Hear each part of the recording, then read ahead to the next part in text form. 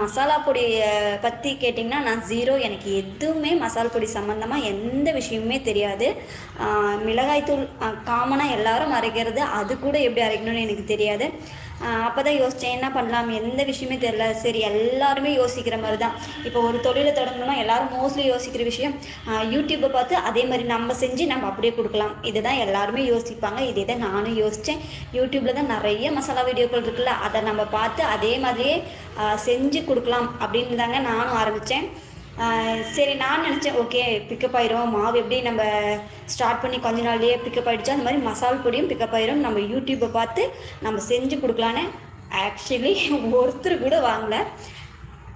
ஒருத்தருன்றதை விட எனக்கு வீட்டில் செஞ்சு அதை சாப்பிடும்போது எனக்கே ஒரு கம்ஃபர்டபுளான ஃபீல் இல்லை, என்னமோ ஒன்று குறையிற மாதிரியே ஃபீல் ஆனிச்சு. அப்போ தான் நான் யோசித்தேன், ஓகே யூடியூப்பை பார்த்து நம்ம செய்கிறதெல்லாம் வேலைக்கு ஆகாது, நம்ம வேறு ஏதாச்சும் செய்யலாம்.